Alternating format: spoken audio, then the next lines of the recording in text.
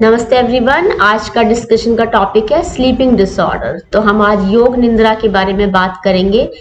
तो मैं आपको अपने पहले के वीडियोस में बता चुकी हूँ, हेडेक के बारे में, एंजाइटी के बारे में, स्ट्रेस के बारे में। तो आपको बोला है मैंने कम से कम सोचिए, अच्छा सोचिए और खुश रहिए और अपना मन लगा के काम करिए।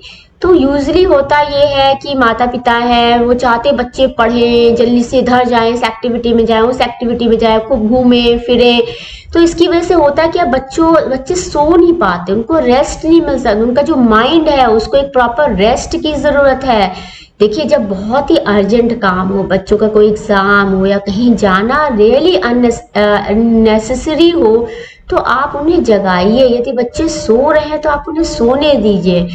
बच्चा चाहे छोटा हो या बड़ा हो, देखिए जब बच्चे पैदा होते हैं देखिए कितना सोते हैं, फिर 2-3 महीने के बाद धीरे धीरे उनका स्लीपिंग टाइम रिड्यूस होने लग जाता है, फिर धीमे धीमे वो जगने लगते हैं। जैसे जैसे बड़े होते हैं और फिर वो अधिक जगते हैं और कम सोते हैं। उसी प्रकार से हमारे लिए भी एप्लीकेबल है, नॉट फॉर चिल्ड्रंस, बड़ों के लिए भी एप्लीकेबल है। तो एक अच्छी नींद की सभी को आवश्यकता है।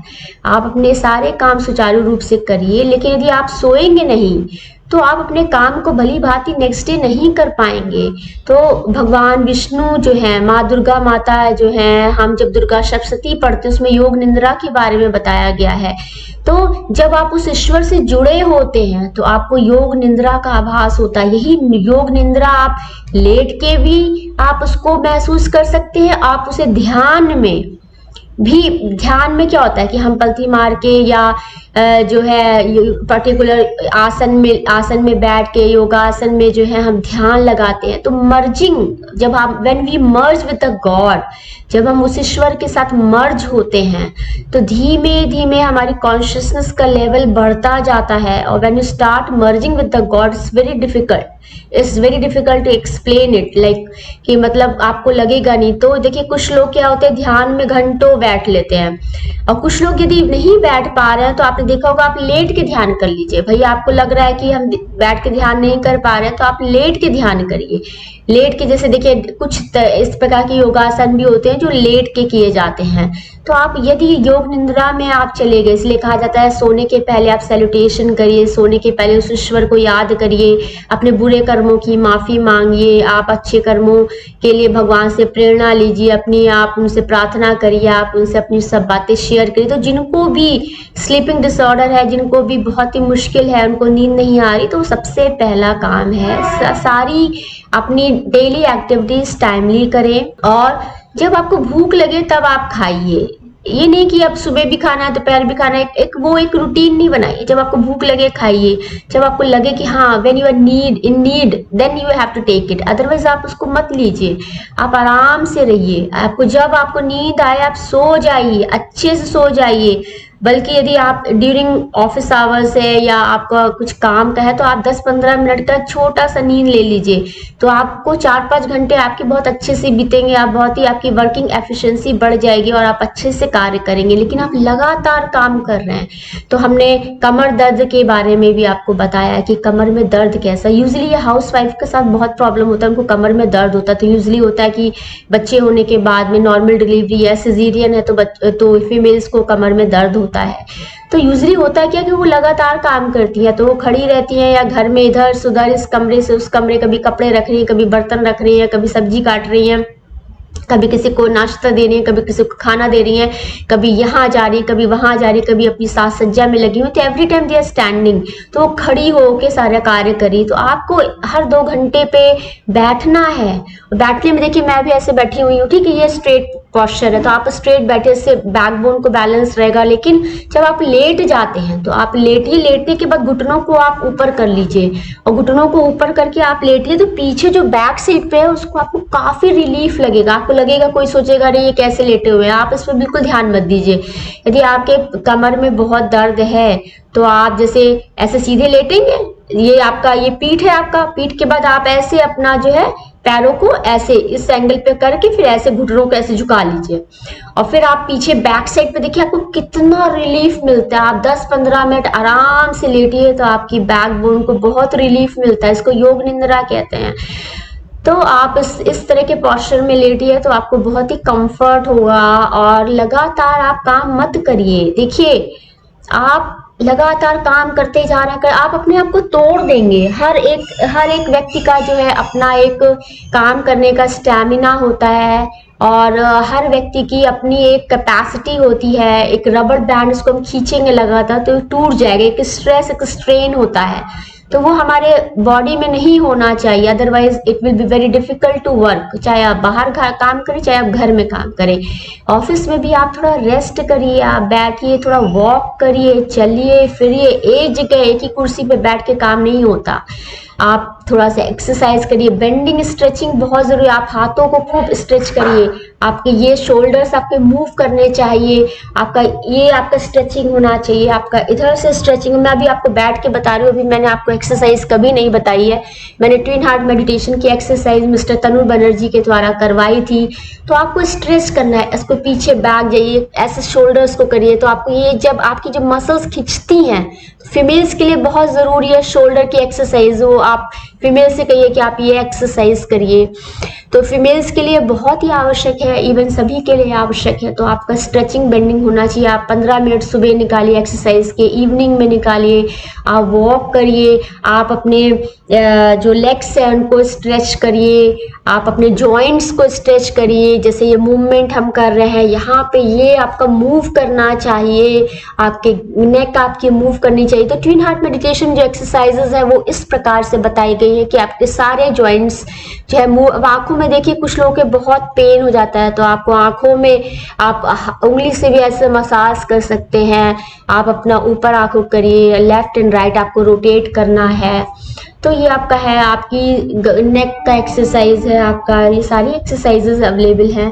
तो ये सब चीजें आपको जो है वो देखनी है कि आपको किस तरह से आपको करना है। तो ये एक्सरसाइज बहुत ही जरूरी है। और जब आप कार्यरत रहते हैं, आप थके होते हैं, तो आपको बहुत अच्छी, देखिए कभी कभी आप कुछ ऑफिस का वर्क, पेपर वर्क करिए, आप पेपर करिए, कुछ रीडिंग वर्क करिए, तो आप इमिडिएटली सो जाएंगे। तो when you start to merge with the god, अब जैसे कि भगवान आपको सुला देते हैं, आपकी एक मेडिटेशन की कैसी हायर स्टेज आएगी कि आपको पता ही नहीं लगेगा आपको कब नींद आ गई। भगवान आपको ऐसे सुला देते हैं कि आपको पता ही नहीं लगेगा। कुछ लोग तो योग निद्रा में 2-2, 3-3 दिन तक रहते हैं, 4-4 दिन तक रहते हैं। कुछ लोग बैठ के, जैसे देखिए जब हम बचपन से ही सब कुछ हमें ईश्वर दे रहा है, लेकिन हमें उसके बारे में पता नहीं है। फिर आप एक ऐसे लेवल पे जाते हैं जब आप स्टडी करते हैं, आप पढ़ते हैं, आप ध्यान के बारे में करते हैं, डिफरेंट टाइप की बुक्स पढ़ते हैं, तो ये सारी चीजें आपको अनुभव में पता लगती है। फिर जब आपके जीवन में आती हैं, आप खुद से जब अनुभव करते हैं, तब आपको सारी चीजें, आप प्रैक्टिकली जब आप एक्सपीरियंस करते हैं, तब आपको सब चीजें समझ में आती हैं। तो उस ईश्वर के लिए कुछ भी असंभव नहीं है। और हमें एक पीसफुल नींद ही तो चाहिए, एक हमें अच्छा खाना चाहिए, एक अच्छा घर चाहिए, पीसफुल नींद चाहिए, एक शांति पूर्वक हम सोएं तो नेक्स्ट डे हम कितना स्फूर्ति पूर्वक सारे कामों को करते हैं, मोटिवेटेड रहते हैं, हम खूब खुश रहते हैं और अच्छी तरह से कार्य करते हैं, अच्छे से सबसे बात करते हैं। जब तक आप खुश नहीं है, आप टेंशन में, आप कैसे सबसे दूसरा अच्छे से बात कर सकते, नहीं कर सकते हैं। तो सबसे पहले आपको खुश रहना जरूरी है और सोना बहुत जरूरी है। तो आप ध्यान करिए, जैसे मेडिटेशन होता है आपका, जैसे आधे घंटे का मेडिटेशन है, तो आपको आधे घंटे कंप्लीट ही नहीं हुए, 25 मिनट के बाद ही आपको नींद आने लग जाएगी। कुछ लोग के साथ ऐसा होता है। कुछ लोग क्या होते हैं, अवेक जागते हैं, मेडिटेशन के बाद उनको इतनी अच्छी एनर्जी। तो मेडिटेशन में क्या, देखिए हमेशा मैंने बोला लक्ष्मी चलायमान होती है, एनर्जी भी चलाया, आप energy you can not store the energy. अब जैसे ठीक है, लीवर है, वहां पे ग्लाइकोलिसिस हो रही, तो ग्लाइकोजन हमारा लीवर में स्टोर होता है, ग्लाइकोलिसिस साइकिल है। तो एनर्जी के बारे में भी हमें बताया आइंस्टीन ने। तो आप एक फॉर्म से दूसरे फॉर्म में एनर्जी जाती है। तो ये हमने फिजिक्स में काफी चीजें हम एनर्जीज के बारे में पढ़ते हैं। तो हमेशा हायर टू लोअर एनर्जी जाती है। तो जैसे अब हम मेडिटेट मैं कर रही हूँ, तो यहाँ पे एनर्जीज आ रही हैं, तो जब मैं ऐसे आपको आशीर्वाद देती हूँ, एनर्जीज हाथों के थ्रू जो है दूसरे व्यक्ति के पास जा रही हैं। तो वो divine energy, I am a channel. तो हमारा, मैं उस लेवल पे हूँ कि वो एनर्जीज मेरे थ्रू जो है आप तक पहुंच रही हैं। तो यही बेसिक प्रिंसिपल है। तो मैं आपको बता रही हूँ, मैं आपको समझा रही हूँ कि आपको भी ऐसे बनना है, आपको उस लेवल पे जाना है जिससे वो एनर्जीज आपके भी बॉडी के थ्रू आए, आप भी दूसरे के काम आ सके, तो आप भी दूसरों को आशीर्वाद दे। तो इस तरह से हुआ क्या, एक्चुअली हमारे बॉडी में फ्लशिंग तो होगी, एक्सचेंज ऑफ एनर्जी हो गया, हमारे एनर्जी आपके पास चलेगी, आपसे दूसरे में गई, तीसरे में गई, इस तरह से एनर्जी का फ्लो हो रहा है। तो हम यही है कि आप इंसान कमाता है, खाता है, पढ़ाई करता है, इसीलिए करता है कि वो खुश रहना चाहता है, शांतिपूर्वक रहना चाहता है। आप इतना ज़्यादा भागिए मत कि आपका स्वास्थ्य गिर जाए। यदि आपका स्वास्थ्य गिर गया तो कुछ भी आपके जीवन में काम आने वाला नहीं। यदि आप बीमार पड़ गए तो आपको घर में कोई कितना दिन आपका करेगा, 1 दिन करेगा, 2 दिन करेगा, किसी के पास इतना टाइम नहीं है। आप किसी को हायर करके किसी की सेवा नहीं करवा सकते। आप सोचिए, बड़े बूढ़े लोग होते हैं, उनकी कितना मुश्किल जीवन होता है।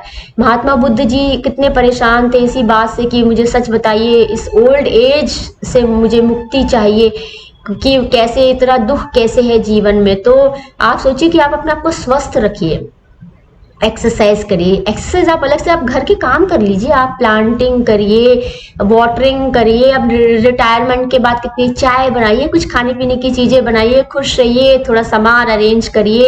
एक नेचुरल जो वर्क होता है उसमें एक नेचुरल एक्सरसाइज होती है। आप इंटेंशनली कोई आप डांस करिए, आप कथक करिए, भरतनाट्यम करिए। देखिए उसमें ऐसे करके करते हैं, तो ये सारा जो मुद्राएं होती हैं उसमें ऐसे करते, ये सारा स्ट्रेचिंग है। आप देखिए भरतनाट्यम, साउथ इंडियन डांस कितने होते हैं, ये सब के पीछे एक लॉजिक है, तो एक रीजन है। तो आप आजकल के छोटे छोटे बच्चों को आप डांस सिखाइए, तो जो वो क्या है कि आपका जो पोस्चर जो है चेंज होता है, तो उससे आपको बहुत ही बेनिफिट मिलता है। तो आप पीसफुल नींद लीजिए, आप उस ईश्वर को याद करके सोइए। भगवान आपको, अब लोग जो है कहते हैं कि सपने आ रहे हैं, ड्रीम आ रहा है, तो जब आपका बहुत ज्यादा माइंड डिस्टर्ब होगा या बहुत ज्यादा थॉट्स होंगे तो वहां पे आपका ड्रीम आएगा। जब आप पीसफुल हैं, आपका वाटर जो आपके आप में शिथिलता आ रही है, स्टिलनेस क्या है ये, आप स्टिल, आपका your mind is in stillness state, तो वहां पर आपको ड्रीम की पॉसिबिलिटी नहीं है। आप पीसफुली सोएंगे, आप सोएंगे और आपको कुछ भी आपको डिस्टर्ब नहीं करेगा। आप पीसफुली सोएंगे, पीसफुली उठेंगे और आपकी वर्किंग एफिशिएंसी बढ़ जाएगी। आप इसको एक बार ट्राई करिए, आप देखिए कैसे आपको प्रैक्टिकली अनुभव होता है, तो आप इससे आपको बहुत अच्छा लगेगा। इवन कि आप बैठे बैठे उस योग निंद्रा का आभास आप कर सकते हैं। थैंक यू एवरीवन, नमस्ते एवरीवन।